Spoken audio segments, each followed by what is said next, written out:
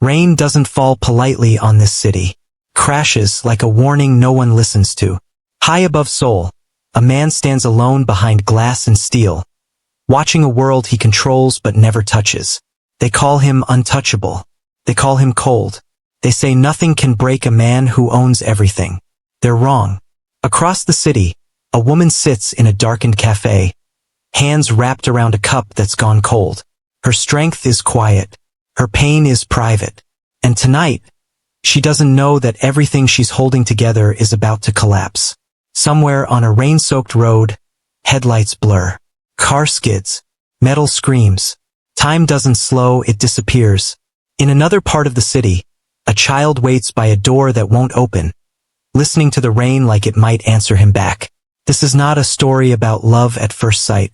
It's a story about what happens after impact, after loss, after the moment life refuses to ask for permission. Because when a man who believes love is weakness meets a woman who has already lost everything, the choice to care becomes the most dangerous thing of all. Stay with this story, because the rain is only the beginning, and the healing comes at a price. Subscribe, like, and watch till the very end, because some stories don't end when the accident happens. They begin there. Rain fell like it had something to confess. Not the gentle kind that washed the streets clean, but the heavy, relentless kind that soaked through coats, shoes, and thoughts. Seoul at night glowed beneath it. Neon lights blurring into long streaks of color. Skyscrapers standing like silent judges, watching lives pass beneath them without mercy. A black sedan cut through the rain, tires hissing against wet asphalt. Inside, a man sat alone in the back seat, posture straight, hands folded, eyes fixed on nothing and everything at once. The city bowed to him without knowing it. His buildings rose higher than most. His name carried weight in rooms where decisions ruined lives or made legends. Markets trembled when he moved. Men twice his age lowered their voices around him. Yet in that moment, with rain hammering against tinted glass, he felt nothing. A voice drifted in, low and measured, almost a whisper. What happens when a man who controls everything meets a woman he cannot own, but cannot let go? The car stopped at a red light. Across the street, a small cafe glowed warm and fragile against the storm. Inside, through fogged glass, a woman sat alone at a corner table. Her shoulders shook. Not dramatically, not loudly, but with the quiet collapse of someone who had been strong for too long. She pressed her fingers to her mouth as if to trap the sound of her pain inside. A child's small hand slipped into a man's much larger one. The grip was hesitant at first, testing. Then it tightened. The man looked down, startled, as if the simple weight of trust shocked him more than any threat ever had. A ring lay on a dark wooden table. No box, no spotlight, just silver, unassuming, catching the light for a second before the hand beside it tremble. The city again. The red light turned green. The sedan moved forward. And just like that, the future vanished, leaving only questions behind. By the time the car reached the tower, the rain had grown quieter, as if it knew where it was not welcome. The building pierced the clouds, its glass facade reflecting the city like a mirror that refused to show flaws. Guards stood rigid beneath the awning. Umbrellas snapped open for no one but executives. The man stepped out, tailored coat, polished shoes untouched by the puddles. His face was sharp, composed, unreadable, handsome in the way statues were handsome. Cold, distant, untouched by warmth. Inside, the lobby fell silent. Employees straightened without being told. Conversations died mid-sentence. Someone dropped a pen and froze, as if noise itself might offend him. He walked through it all as though it were air. Upstairs, the doors of the private elevator closed with a soft chime. Only then did his jaw tighten. The elevator climbed. Numbers flickered upward. The city shrank beneath him. This was where he belonged, above. Above emotion. Above attachment. Above weakness. His office occupied the top 2 floors. Floor-to-ceiling windows framed Seoul like a living painting. A single desk stood centered in the room, bare except for a tablet and a thin folder placed with exact precision. He removed his coat, hung it himself, No assistant dared touch his things and sat. The tablet lit up instantly. Numbers, graphs, projections, control. He exhaled slowly. Schedule, he said. A voice responded through the room's discreet sound system. You have 6 meetings today. 2 mergers. 1 legal arbitration. Dinner with the finance minister at 8. Cancel dinner. A pause. Sir. Cancel it. Yes. Silence returned. He leaned back, fingers steepled, eyes drifting to the rain-streaked glass. Once, years ago, someone had told him he worked like a man running from something. He had fired them the same day. People often mistook his solitude for loneliness. They were wrong. Loneliness implied absence. What he had was deliberate exclusion. He had learned early, too early, that affection was leverage. That love came with conditions. That promises dissolved the moment they became inconvenient.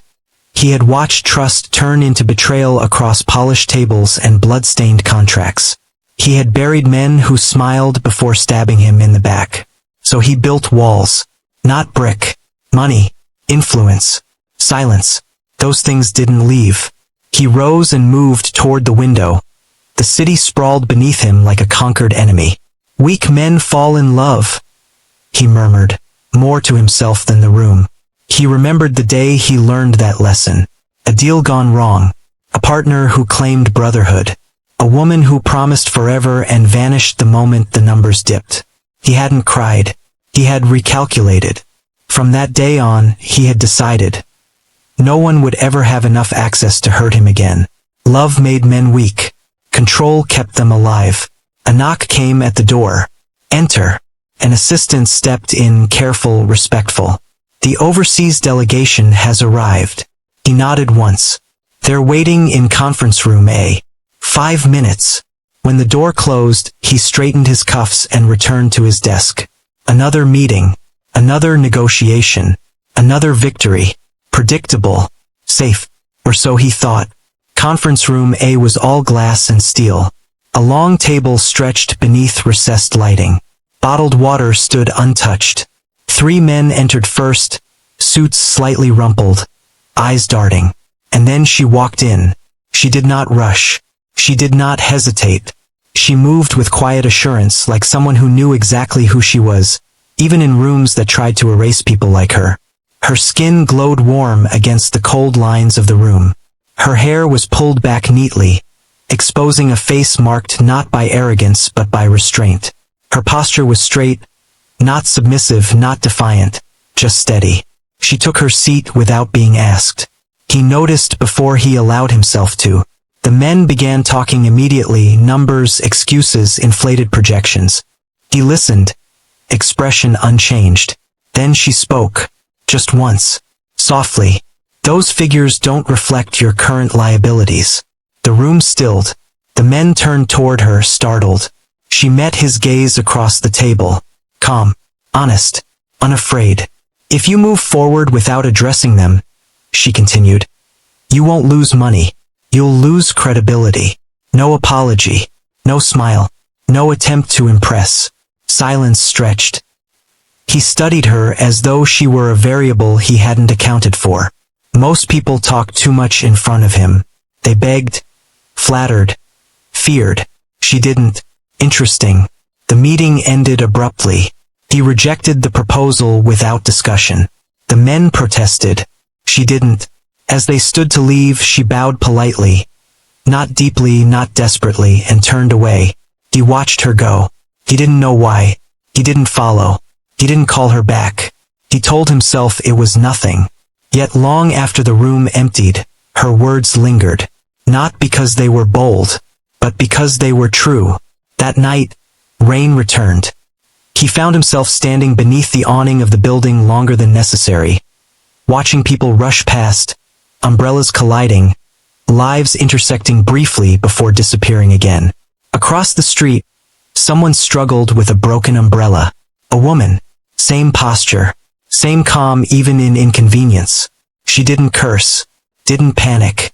Just sighed softly, accepting the rain as if it were another burden she'd learned to carry. Before he realized what he was doing, he stepped forward. An umbrella opened above her head. She looked up, startled. Their eyes met. For a moment, the world narrowed to the space between them. "Thank you," she said quietly. He nodded once. No name, no explanation. She walked away. He stood there long after she disappeared into the crowd. The rain soaked his sleeve. He didn't notice. Back in his office later that night, the city lights blurred again beyond the glass. He stared at his reflection. For the first time in years, something unfamiliar stirred beneath his carefully constructed calm. Curiosity, annoyance, interest. He dismissed it. Tomorrow it would be gone. It had to be, because men like him didn't change. They ruled. They controlled. They survived. And love was still a weakness. He turned away from the window. The rain kept falling, unaware that somewhere in the city, a woman was about to lose everything. And somewhere deep inside him, a crack had already formed. The rain had eased by morning, but the cold stayed. Seoul woke the way it always did, fast, efficient, unforgiving. Steel towers cut into a pale sky. Traffic flowed like blood through veins of concrete. And people moved with purpose, coats buttoned, eyes forward. Warmth was something kept indoors. Emotions were kept even deeper. Zola Adeyemi stood at the pedestrian crossing, holding her husband's arm lightly, watching the signal change from red to green. She was warm in a way the city was not. Not loud, not dramatic, just present. Her coat was simple beige wool carefully pressed. No luxury labels. No attempt to impress. Her hair was neatly pulled back, revealing a face shaped by patience rather than vanity. Her eyes carried something rare, calm that had been tested and did not break. Beside her, Marcus Whitfield shifted impatiently, checking his watch for the third time in a minute. "We're already late," he muttered. "These people don't forgive tardiness." "We're on time," Zola replied gently. "We'll arrive early enough." Marcus scoffed. "You always say that." She didn't respond. She never did when he spoke like that. Years ago, she had learned which battles were worth words and which only drained the soul. They crossed the street as the light changed. Marcus was tall, well-dressed, handsome in a restless, ambition-driven way. His suit was expensive, his tie knotted just right. But there was tension in his shoulders, a tightness around his mouth. He carried the weight of a man whose dreams were slipping faster than he could catch them. Zola felt it every night when he slept beside her but miles away. Every phone call that ended too abruptly. Every promise that sounded rehearsed. She adjusted her grip on the slim leather folder she carried. Inside were projections she had revised herself at 3 in the morning. After putting their son to sleep and listening to Marcus pace the living room, whispering to creditors on the phone. This meeting mattered more than Marcus knew. The building rose ahead of them. Glass, steel, and silence. The same tower she had glimpsed nights before through rain and exhaustion, glowing like a place that did not forgive mistakes. Marcus straightened his tie as they entered the lobby. "Remember," he said under his breath. "Let me do the talking." Zola nodded. Of course. She always did. The lobby swallowed sound. Marble floors reflected the ceiling lights like frozen water. The air smelled faintly of polish and control. People moved carefully here, as if even footsteps were monitored. Zola felt it. The quiet pressure, the unspoken message. "You are small here." She lifted her chin. They checked in, waited. Marcus rehearsed his pitch under his breath, fingers tapping against his thigh. Zola stood still, eyes roaming the space, absorbing the atmosphere not with fear, but awareness. She noticed the security first, discreet but absolute. Then the staff, efficient, alert, cautious. And finally, the presence she could not yet see but felt. Power left a temperature. When they were escorted upstairs, the elevator ride was silent except for the soft hum of ascent. Marcus stared at the numbers climbing. Zola watched her reflection in the mirrored wall. Not for vanity, but grounding. A quiet reminder of who she was. Not just a wife. Not just a support. Not invisible. The conference room doors opened, and at the far end of the long glass table sat the man from the rain. Baek Jun-hyuk looked up as they entered. His expression did not change. It never did for anyone. But something in his gaze sharpened, like a blade being tested against stone. He recognized her immediately. The woman from the rain. The woman who had thanked him without curiosity. The woman who had walked away without looking back. She did not look surprised to see him. That unsettled him more than it should have. Marcus smiled broadly, stepping forward with confidence that bordered on desperation. "Thank you for seeing us. I'm Marcus Whitfield, CEO of—" "I know who you are," Jun-hyuk said calmly. Marcus faltered for half a second, then laughed lightly. "Of course. Yes. Well, this is my wife, Zola." Zola bowed politely, just enough to show respect, not submission. "Thank you for your time." Her voice was steady, warm, not flattering. Jun-hyuk inclined his head once. His eyes lingered on her for a fraction longer than necessary. She noticed. She pretended not to. They took their seats.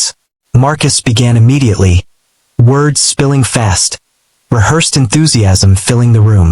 He spoke of growth, opportunity, expansion. He painted futures brighter than reality allowed. Zola listened. She always did first. She watched Jun-hyuk instead of her husband. He sat back, hands folded, face unreadable. He did not interrupt, did not nod, did not react. He listened the way predators did, patiently waiting for weakness. Marcus kept talking. "And with the right strategic partner, we believe this collaboration could be mutually beneficial. Our projections show."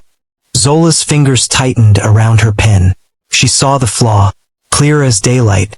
The numbers Marcus was quoting were outdated. Optimistic. Dangerous. She swallowed. This was the moment she usually stayed silent.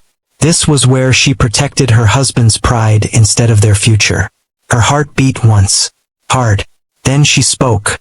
"Those projections don't account for the debt restructuring." The room shifted. Marcus froze mid-sentence, eyes flicking to her in alarm. Jun-hyuk's gaze snapped to her. She did not look at her husband. "If the liabilities aren't addressed first," Zola continued calmly, "any expansion would only accelerate collapse. Short-term gain, long-term damage." Silence pressed down like weight. Marcus laughed nervously. "What my wife means is—" "What I mean," she said softly, finally turning to him, "is that honesty now prevents disaster later." Jun-hyuk leaned forward slightly. "Continue," he said. Zola met his eyes. She felt exposed, measured, evaluated, and yet she felt something else too. Relief. "The model assumes stable cash flow," she said. "But your recent losses make that unstable. Any partnership would need to prioritize restructuring, not expansion." Marcus stared at her, stunned. "Zola." She placed her hand lightly on his arm. Not pleading, just grounding. "I'm trying to save us," she said quietly. Jun-hyuk watched the exchange closely. This was not a woman seeking attention. This was a woman choosing truth over comfort. That was rare, dangerous. Marcus cleared his throat, face flushing. "Perhaps we should." "I've heard enough," Jun-hyuk said. Marcus straightened eagerly. "Excellent. I believe once you consider." "I'm not moving forward," Jun-hyuk finished. The words landed clean, sharp. Marcus's face drained of color. "Sir, with respect." "No," Jun-hyuk said, voice calm, final. "This partnership would fail within a year. I don't invest in collapse." Marcus opened his mouth, then closed it. Zola felt the sting too, but she did not flinch. Jun-hyuk stood. The meeting was over. Marcus gathered his papers in stiff silence. Zola rose smoothly, bowing again. "I appreciate your honesty," Jun-hyuk said. Not to Marcus. To her. She paused, surprised. "Thank you," she replied. They held eye contact for one brief, charged second. Something passed between them. Not attraction. Not romance. Recognition. Then she turned and walked away. Jun-hyuk watched her go. He did not follow. He told himself it meant nothing. But as the doors closed and the room emptied, her words echoed louder than Marcus's ever had. Honesty now prevents disaster later. He returned to his seat slowly. For the first time in years, rejecting a deal did not feel like victory. It felt like the beginning of something he did not yet understand. And somewhere far below, Zola Adeyemi stepped back into the cold Seoul air, unaware that by choosing truth, she had just entered the orbit of a man whose life was about to change, whether he wanted it to or not. The cold followed him home. It clung to his coat, his thoughts, the quiet spaces he usually trusted. The city below his high-rise pulsed with life, but inside the apartment, everything was still, too still. The lights came on automatically as he entered, revealing clean lines, muted colors, furniture chosen for function rather than comfort. Baek Jun-hyuk loosened his tie and set his phone on the counter. He did not sit. He poured himself a glass of water instead of wine. He had stopped drinking at night years ago. Alcohol loosened edges. He preferred sharpness. Yet tonight, sharpness did not come. Her face surfaced uninvited. Not smiling. Not pleading. Calm. Honest. Unmoved by fear. Zola Adeyemi. He frowned slightly, as if annoyed by the intrusion of her name in his mind. She was a variable. Nothing more. He told himself that as he stared out at the city, as he replayed the way she had spoken in that room, soft but unwavering. As he remembered the way she had bowed, not to flatter, but because dignity demanded it. She had not tried to impress him. That alone unsettled him. Days passed. He buried himself in work. Meetings stacked on meetings. Contracts signed. Deals rejected. Control reasserted. And yet, at unexpected moments she appeared. In the reflection of glass. In the cadence of a voice that spoke truth without aggression. In the memory of rain dripping from her coat the night he had opened an umbrella above her head. He stopped going to the cafe near his office. He altered his route home. When his assistant suggested revisiting the proposal Marcus Whitfield had brought, Jun-hyuk rejected it without hesitation, then spent the rest of the evening staring at the city lights, wondering why his chest felt tight. Avoidance was not fear. It was strategy. Still, the city conspired against him. Rain returned one evening without warning, thick and sudden, drenching streets and people alike. He left a late meeting and stepped out beneath the awning of a building he rarely used, checking his phone absently. Then he saw her, across the street. Zola stood near a crosswalk, rain soaking through her coat, one hand holding a broken umbrella that bent uselessly in the wind. She didn't curse, didn't panic. She simply looked at the sky with quiet resignation, as though this, too, was something she would endure. He froze. She hadn't seen him yet. He could turn away. He should. Instead, his feet moved. He crossed the street without thinking, the sound of rain swallowing his steps. He stopped beside her and opened his umbrella, angling it so the rain no longer touched her. She looked up, startled. Recognition flickered in her eyes, brief, contained. "Oh," she said softly. "You." No title, no fear. "Your umbrella," he said, gesturing. She glanced at the broken ribs, then back at him. A small, almost embarrassed smile touched her lips. "It seems to have given up on me." He held the umbrella steady. "It happens." They stood there in silence as the light changed. Rain fell around them but not on them. People rushed past, oblivious. She did not move closer. He did not step back. "Thank you," she said again, the way she had before. Simple, sincere. He nodded. For a moment he considered speaking, asking something pointless, safe. He didn't. Words would complicate what did not yet have a name. The light turned green. She stepped away. "Take care," she said, already moving forward. He watched her disappear into the crowd. The umbrella remained in his hand long after she was gone. Something had shifted. He felt it, deep and unwelcome. Across the city, Zola unlocked the door to her apartment and stepped inside. The warmth did not reach her. Marcus's shoes were by the door, but the living room was dark. The television was on mute, casting flickering light across the walls. Their son, Noah, sat cross-legged on the floor, coloring carefully within the lines.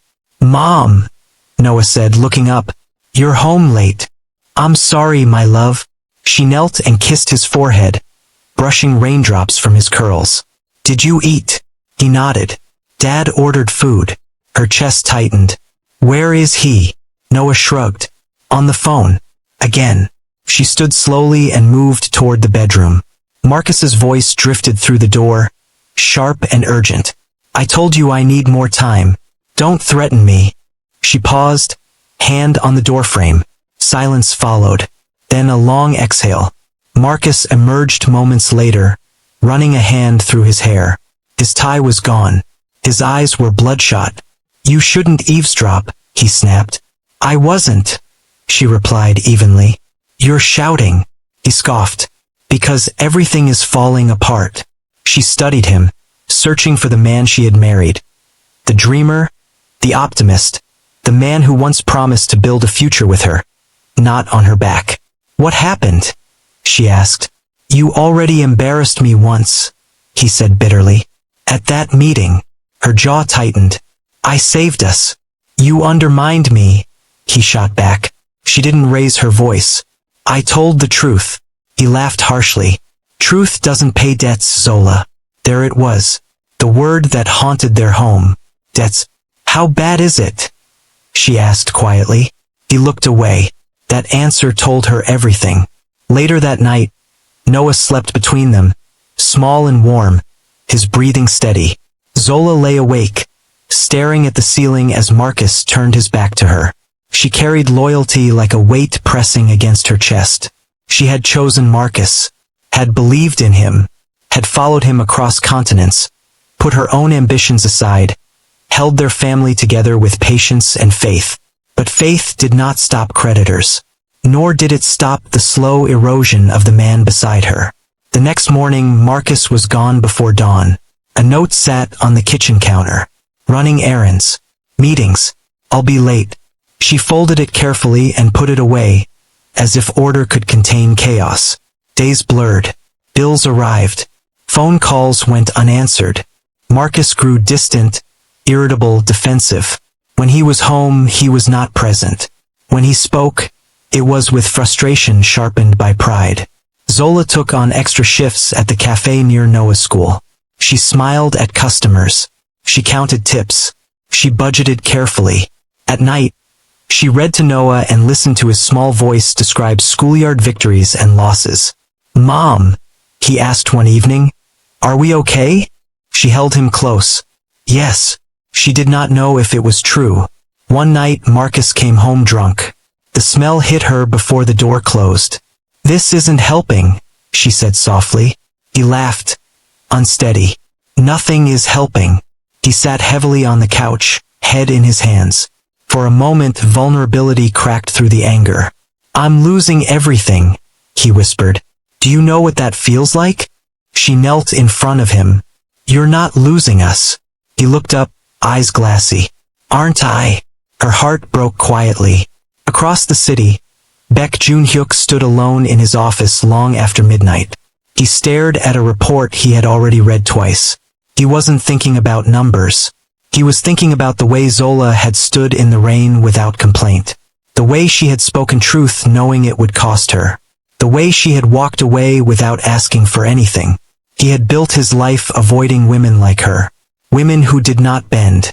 Women who forced men to look inward. He closed the file. For the first time in years, he did something reckless. He searched her name. Not obsessively. Just once. The results were sparse. No scandals. No headlines. No ambition wrapped in public performance. A quiet life. A married woman. A child. He shut the screen off. This was not his territory. He did not pursue married women. He did not pursue emotion. And yet, when rain tapped against the glass, he found himself wondering if she had an umbrella. Weeks later, the cracks in Zola's life widened. A final notice arrived. She stared at it long after Noah had gone to bed. Hands trembling just slightly. She folded it and placed it in a drawer, the same one where she kept their wedding album. Loyalty hurt. Marcus came home late that night, face pale. "They're calling in everything," he said. We need help. She met his gaze. From who? He hesitated. Her stomach sank. No, she said softly. I don't have a choice, he replied. I can't lose everything. She swallowed. We already are.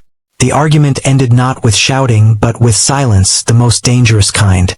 Later, as she lay awake listening to Noah breathe, tears slid silently into her hair. Across the city, Baek Jun-hyuk stared at his ceiling, fully dressed, unable to sleep. He had avoided her. He had denied what he felt. But denial did not erase reality. Something was pulling him toward a woman who stood in storms without asking for shelter. And somewhere inside him, the man who believed love made men weak began to fear something worse. That it might be the only thing strong enough to break him. The morning the company collapsed did not arrive with drama. There were no sirens, no shouting crowds, no headlines screaming from digital billboards. It arrived quietly, like a door closing somewhere far away. Zola felt it before she heard it. She stood in the small kitchen of their apartment, the kettle boiling forgotten on the stove, her phone pressed to her ear. The voice on the other end, strained, hurried, kept apologizing, repeating numbers that made no sense until they suddenly did. Loans called in, accounts frozen, partners gone silent. The last investor pulled out at dawn. Her husband's company was finished. She turned off the stove without looking, her hand steady even as her chest tightened. Across the room, Noah sat at the table, swinging his legs, humming softly as he arranged his cereal into careful little circles. She watched him for a moment longer than necessary, memorizing the calm of his small world before the storm reached him. When she hung up, her husband was already pacing the living room, phone in hand, shirt half-buttoned, eyes wild. They can't do this, he kept saying, running a hand through his hair. They can't just, Zola, say something. She did. Her voice was level, almost gentle. We knew this was possible. That doesn't make it acceptable, he snapped, then immediately softened, guilt flashing across his face. I mean, I just need time. One more meeting. One more chance. She didn't argue. She had learned that silence was sometimes the only way to keep the house standing. 2 hours later, she was on a train heading into the city alone. The building that housed Baek Jun-hyuk's empire looked exactly as it always had. Steel, glass, order. It rose from the ground like something unmovable, untouched by the chaos unraveling inside her chest. At the reception desk, the assistant hesitated when Zola introduced herself without her husband. He couldn't make it, Zola said simply. I asked for this meeting. The assistant nodded, made a call, then gestured toward the elevator. The ride up felt longer than before. Zola stared at her reflection in the mirrored walls. She looked the same. Composed posture, neat hair, steady eyes. But something behind her gaze had shifted. The hope that once lived there was thinner now, stretched to transparency. Jun-hyuk was standing when she entered his office. He had not expected her alone.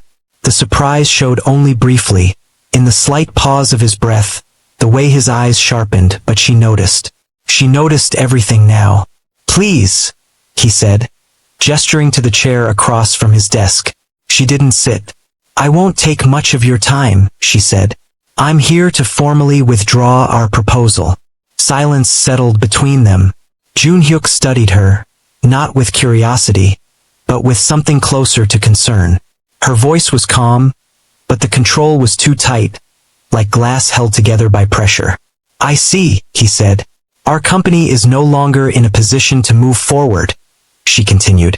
Any agreements discussed previously should be considered void. She bowed her head slightly, a gesture of respect that felt heavier than it should have. I apologize for the inconvenience. That was when he saw it, the crack. It wasn't tears. Zola did not cry. It was the way her fingers curled into her palm, nails pressing hard enough to leave marks. It was the way she avoided his eyes now, as if afraid that meeting them would cause something inside her to spill. He said nothing. No reassurance. No questions. No pity. And for that she was grateful. She turned to leave, her heels clicking softly against the polished floor. Ms. Adeyemi, he said, stopping her at the door. She paused but did not turn around. I hope, he continued slowly, choosing his words with care, that whatever comes next for you is kinder than what came before. Her shoulders stiffened for a fraction of a second. Then she nodded once and left. The door closed behind her with a quiet finality. Jun-hyuk stood there long after she was gone. When his assistant returned with the finalized cancellation documents, he signed them without comment. But when she left, he remained at his desk, staring at the empty chair across from him. She didn't ask, he murmured to himself. That night, long after the office lights dimmed, he made a call from his private line. I want a full report, he said. Discreet. Financial exposure, personal liabilities. No contact. No trace. There was a pause on the other end. Yes, he added quietly. Make sure it can't be traced back to me. He hung up before the reply came. For the first time in years, Baek Jun-hyuk approved help without expecting control in return. The accident happened on a wet road just outside the city. Zola was folding laundry when her phone rang. She nearly ignored it. Something told her not to. The voice on the other end was calm in the way professionals learn to be when delivering devastation. There had been an accident. Her husband's car had skidded. The rain had been heavy. They were sorry. She needed to come to the hospital. She did not scream. She did not drop the phone. She simply sat down on the edge of the bed and listened until the words stopped making sense. At the hospital, the lights were too bright. The floors were too clean. Everything smelled like antiseptic and finality. They led her into a room she was not ready to enter. He lay there still, his face strangely peaceful, as if all the weight he had carried had finally been set down. For a moment, a terrible, irrational moment, she felt relief, and then guilt crushed it. Her knees gave out. She did not remember falling, only the sound of her own breath breaking apart. The days that followed blurred into one long, hollow stretch of time. The funeral was small. Polite condolences. Quiet whispers. People who had once called her husband daily now sent flowers instead of apologies. Noah stood beside her, holding her hand with surprising strength. Why isn't Daddy waking up? He asked that night, his voice small and confused. Zola pulled him into her arms, her chest aching with the effort to breathe. He's resting, she said, because the truth felt too big, too cruel to fit into words meant for a child. Bills arrived faster than grief could settle. The anonymous payment hit her account 3 days after the funeral. Enough to cover rent. Enough to clear the most urgent debts. She stared at the screen, her heart pounding. There was no name, no message, just numbers. Her first instinct was fear. Her second was anger. Her third was shame. She went to the bank, asked questions. No one had answers. That night, she sat at the kitchen table long after Noah had fallen asleep, staring at the walls as if they might explain themselves.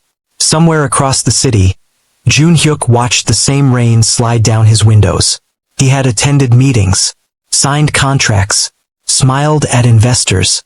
No one noticed the weight behind his eyes. She received it, his aide reported quietly. Jun-hyuk nodded. Good. That's all. That's all. Zola took a job at a cafe 2 weeks later. The hours were long. The pay was small. The work was honest. Her hands learned the rhythm of coffee cups and counters, of early mornings and tired smiles. She learned how to keep moving even when her body begged for rest.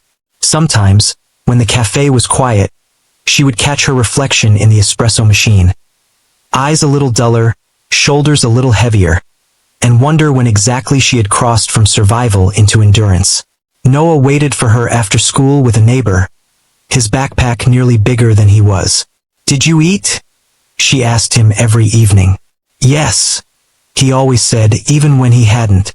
One afternoon, he looked up at her while she buttoned his jacket. Are we poor now? He asked. The question stole her breath.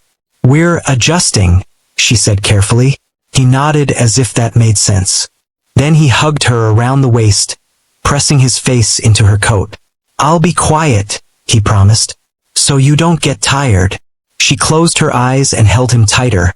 Fighting tears she refused to let fall in front of him. The cafe manager watched her quietly for weeks. One evening, as Zola wiped down the counter with aching arms, the woman cleared her throat. "I'm stepping back next month," she said. "Family reasons." Zola paused. "I'm sorry to hear that. You're good with customers. Responsible. Calm under pressure." The manager met her eyes. "I recommended you as my replacement." Zola blinked. "Me? It's not charity," the woman said firmly. "Someone vouched for you." "Who?" Zola asked, her voice barely above a whisper. The manager shrugged. "Didn't say." That night, Zola stood by her window, the city lights flickering like distant stars. She thought of a man who spoke little but watched closely. A man whose kindness arrived without announcement and left no footprints behind. Somewhere deep inside her grief, a question formed. And for the first time since everything fell apart, she allowed herself to wonder what mercy looked like when it came without a price. The first bill disappeared without explanation. Zola noticed it on a Tuesday morning while balancing her phone between her shoulder and ear, trying to coax a broken coffee machine back to life at the cafe.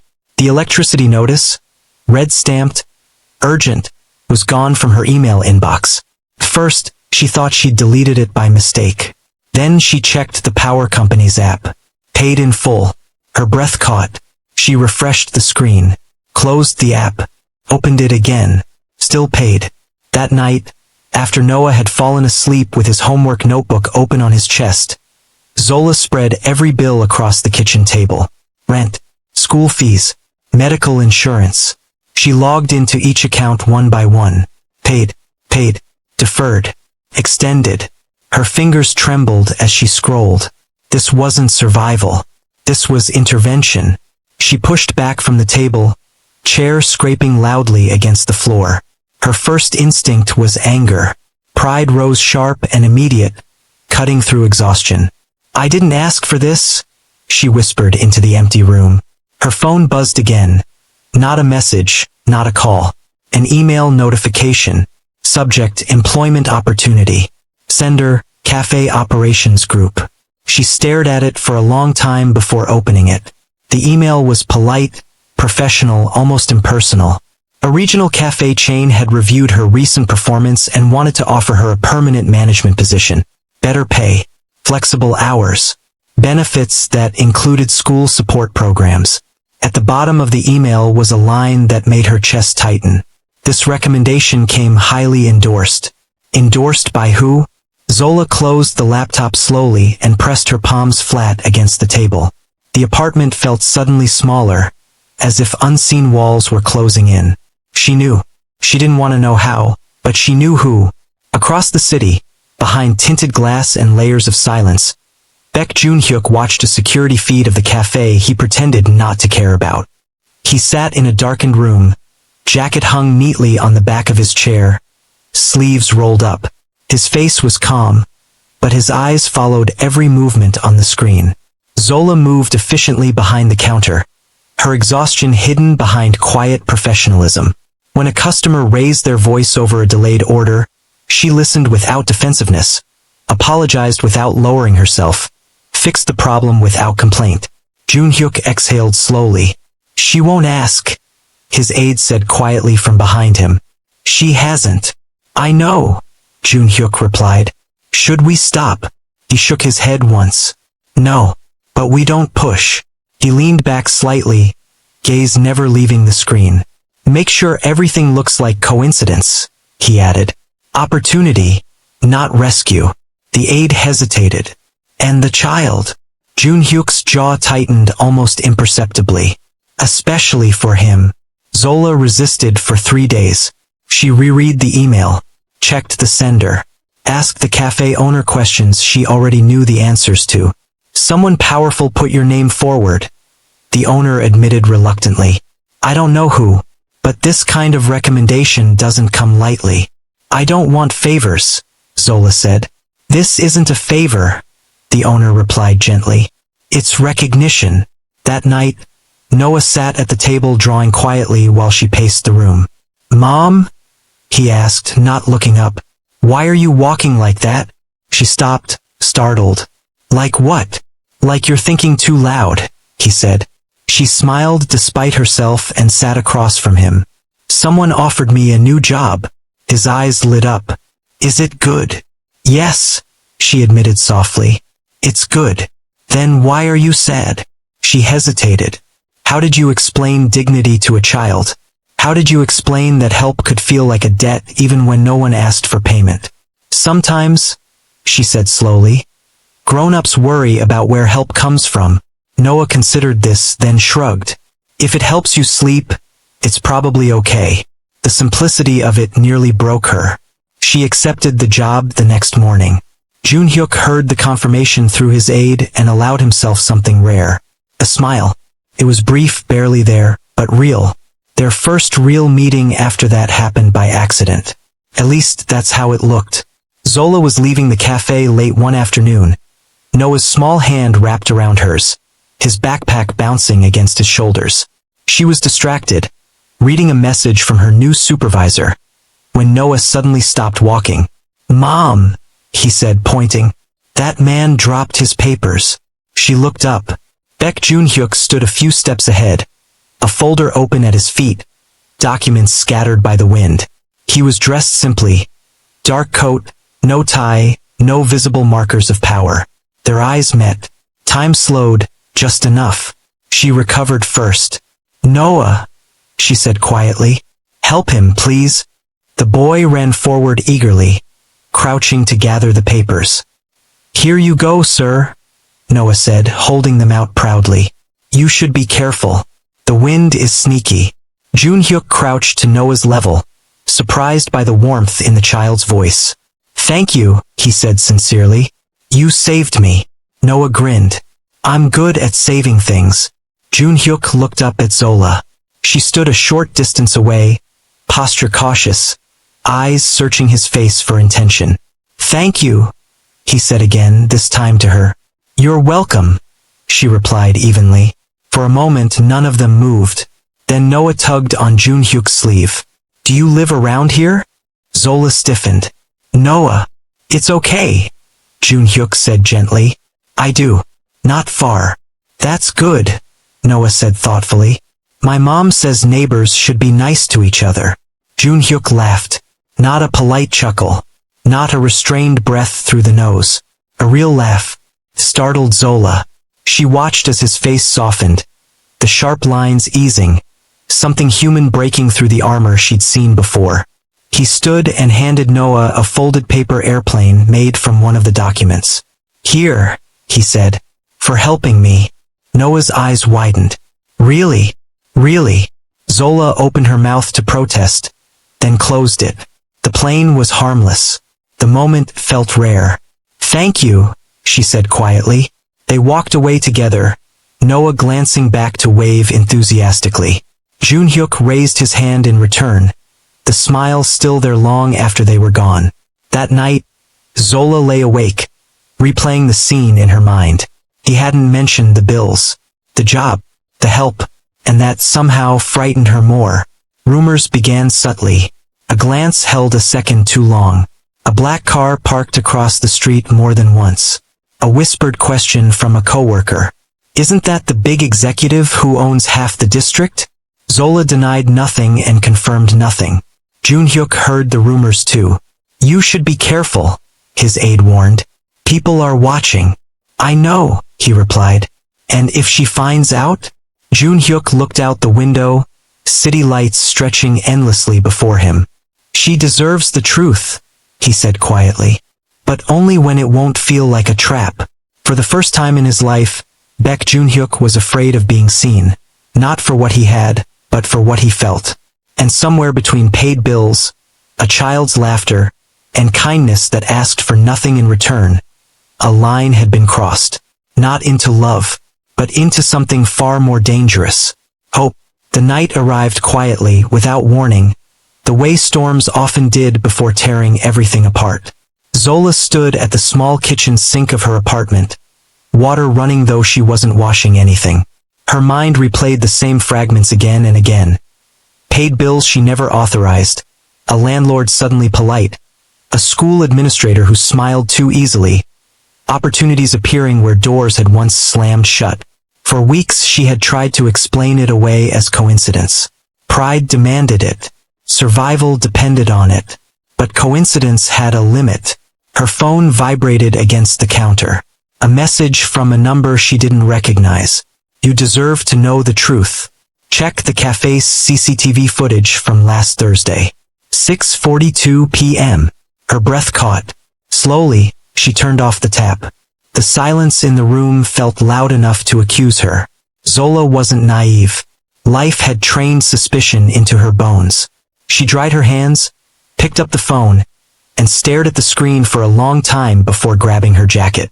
The cafe was closed when she arrived, chairs stacked, lights dimmed. The manager, a middle-aged woman who liked Zola but avoided eye contact lately, hesitated before unlocking the office. Zola didn't explain much. She didn't need to. Something in her eyes did the talking. The footage loaded. There he was, Junhyuk, tall, unmistakable even in grainy black and white, standing near the counter where Zola usually worked. Calm, still, watching, not like a stalker but like someone guarding something fragile. The timestamp burned into her chest. She scrolled. Another clip. Different day. Him again, speaking quietly with the manager, sliding an envelope across the desk. Another clip. Outside the cafe. Him on the phone, face unreadable, eyes fixed on the street as if he were deciding the fate of something invisible. Zola felt her knees weaken. Zola laughed then. Sharp, humorless. He was right. She walked out without another word. The confrontation didn't wait for a perfect moment. It never did. Junhyuk was in his apartment when the doorbell rang. He knew it was her before he opened the door. Some instincts didn't need confirmation. Zola stood there rigid, eyes blazing, pain carved openly across her face. Her voice didn't shake when she spoke, which scared him more than if it had. How long? He didn't pretend, didn't deflect. He stepped aside. Come in. She didn't move. How long? She repeated louder now. Junhyuk exhaled slowly. Since the night you couldn't afford your son's school fees. The words struck like a slap. Zola stepped forward, shoving him back into the apartment. The door slammed shut behind them. You had no right, she said, her voice breaking at last. No right to decide what I needed. I never decided, he replied quietly. I only removed obstacles. She laughed again, bitter. That's control. You bought my life without asking. He shook his head. I never bought you. But you watched me, she snapped. You followed me. You paid people to smile at me when they used to ignore me. You turned my struggles into charity projects. His jaw tightened. I protected you. I didn't ask to be protected. Her voice echoed off the walls. For a moment, neither spoke. The air between them crackled with everything unsaid. Junhyuk finally met her eyes. You were drowning, he said, and I couldn't stand there and watch again. The word again lingered. Zola folded her arms tightly, as if holding herself together. So this is guilt? She asked. You feel better now? No, he said. I feel terrified. That stopped her. He moved slowly, deliberately, as though sudden motion might shatter something fragile. I didn't help you because I needed power over you. I helped you because every time you smiled at your son, it reminded me of someone I lost. Her anger wavered, confused by the crack in his voice. You think love means ownership, she said, quieter now. That if you control the outcome, you won't get hurt. And you think love means abandonment, he replied. That if you depend on someone, they'll disappear. The room went silent. Zola turned away, blinking rapidly. Memories clawed their way to the surface. Promises broken. A man who once said forever and meant until it's inconvenient. A funeral she never recovered from. A child she learned to raise alone. You don't get to rewrite my story, she whispered. I'm not trying to, he said. I'm trying to stay in it. She spun back around, eyes shining. By lying? Yes, he admitted. Because the truth would have pushed you away sooner. The confession didn't soften the blow, but it stripped it of malice. Zola sank onto the edge of the couch, suddenly exhausted. I was finally learning how to survive on my own, she said. And you turned it into a lie I didn't consent to. Jun-hyuk lowered himself onto a chair opposite her, keeping distance. Survival shouldn't be a punishment, he said. And love shouldn't be a transaction. She studied him then, not the composed man of influence, but the one whose hands were clenched tightly together, knuckles white. Afraid. Genuinely afraid. What do you want from me? She asked. He didn't answer immediately. When he did, his voice was stripped bare. I want to choose you every day without chains, he said. And I want you to walk away if you ever feel trapped. Tears spilled freely now down Zola's cheeks. I don't know how to love without losing myself, she admitted. I don't know how to love without trying to save everyone, he replied. They sat in shared silence, pain meeting pain without judgment. Zola wiped her face. My husband died thinking I was strong enough, she said softly. And everyone after him treated me like I was disposable. I promised myself I'd never need anyone again. Jun-hyuk's eyes darkened. My wife died because I wasn't there, he said. I was chasing power, influence, control. I came home to an empty house and learned too late that being needed isn't weakness. It's privilege. Their wounds didn't compete. They aligned. Zola looked up at him. You scare me, she said honestly. He nodded. You terrify me too.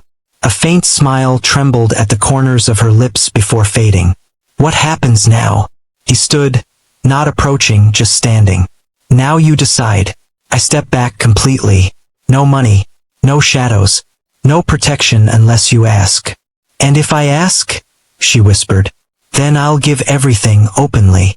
Zola rose slowly, closing the distance between them. She searched his face for manipulation, entitlement, expectation. Found none. Only hope held carefully like glass. You should have trusted me with the truth, she said. I know, he replied. She placed a hand against his chest, feeling his heart race beneath her palm. I'm not ready, she said. I'll wait, he answered without hesitation. Her hand trembled. Then, finally, she leaned forward and rested her forehead against his. This doesn't erase the hurt, she murmured. I wouldn't want it to, he said. It reminds us to be honest. When she pulled back, her eyes were steady. I'm afraid of loving you, she admitted. And I'm afraid of being necessary, he said. They shared a breath. Outside, the city continued as if nothing had shifted. But inside that room, something irreversible had begun. Not a fairy tale, not a resolution, but a choice.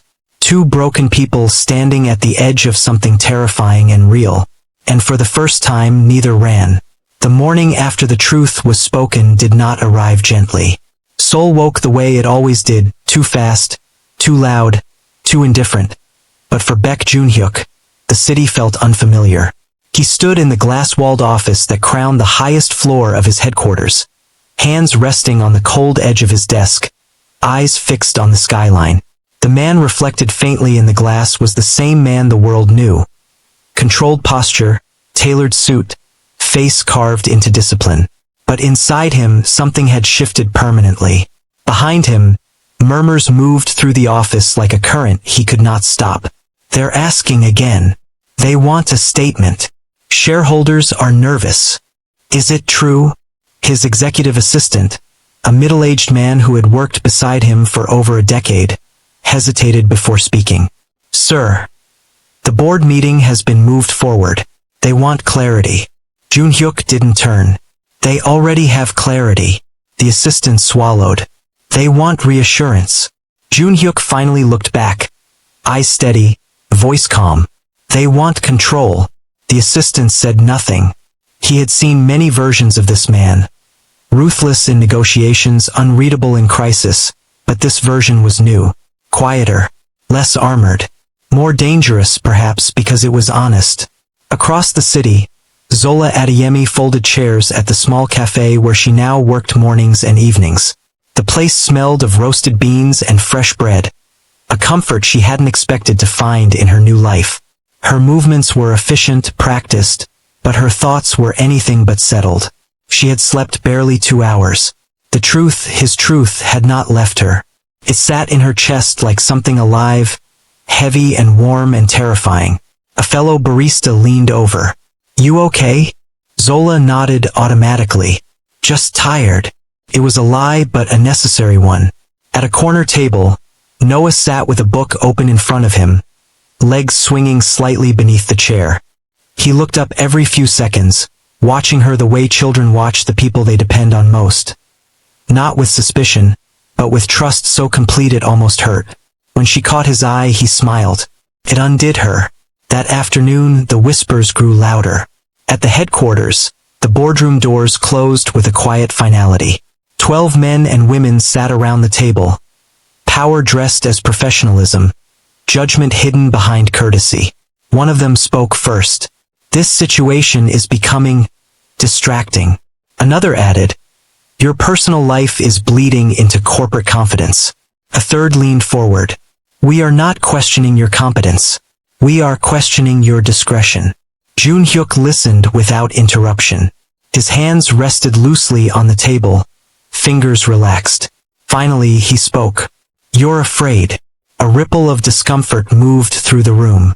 "You've built your expectations around a version of me that does not exist anymore," he continued evenly. "And that makes you uncomfortable." "This isn't about comfort," someone snapped. "This is about reputation." He nodded once. "Exactly." Silence fell. "You want me to deny her," he said. "You want distance, appearances. You want me to return to being predictable." He looked at each face in turn. "I won't." A woman at the far end stiffened. "Are you choosing her over this company?" Jun-hyuk didn't hesitate. "I am choosing integrity." "That's not an answer," another voice argued. "It's the only one that matters." The meeting ended without applause, without resolution, only tension, thick and unresolved. By evening, the rumors had reached the cafe. A customer leaned too close to the counter. "That businessman, the one on the news. Isn't that?" Zola's spine straightened. Her hands paused on the espresso machine. Another voice chimed in, louder than necessary. "They say he paid off her debts. That she planned it." Heat climbed her throat, sharp and familiar. Judgment had always come easily to people who had never needed help. She finished the order, placed the cup down carefully, and met the woman's eyes. Her voice was calm, steady, unshaking. "You're mistaken," the woman scoffed. "Are you denying it?" Zola smiled, not politely, but firmly. "I'm refusing to explain myself to strangers." The woman fell silent. Noah watched everything, his small face serious. When the woman left, he tugged gently at Zola's sleeve.